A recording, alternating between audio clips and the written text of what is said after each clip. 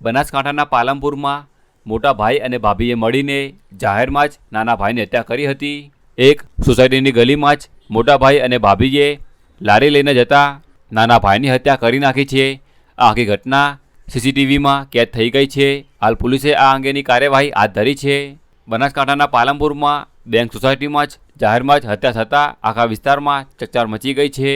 સોસાયટીની ગલીમાં જ મોટા ભાઈ અને ભાભીએ મળીને ભંગારની લારી લઈને જતા નાના ભાઈને લોકોની વચ્ચે છરી વડે રેસી નાખ્યો છે।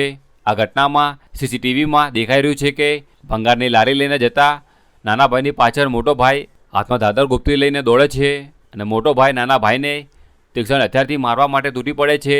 તે બાદ ભાભી પણ થેલી સાથે દોડતી નજરે પડે છે। તે પણ બચાવવાને બદલે પતિ સાથે આવીને નાના ભાઈને એક બાદ એક ઘા ઝીકે છે।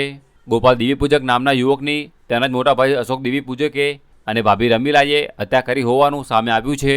આ બનાવ ગઈકાલે બન્યો હતો। આ બનાવ સમયે બાઇક ચાલકો પણ ત્યાંથી પસાર થઈ રહ્યા હતા। આ ઘટના બનતા જ પોલીસની ટીમ તાત્કાલિક ઘટના સ્થળે દોડી હતી અને આગળની કાર્યવાહી હાથ ધરી હતી।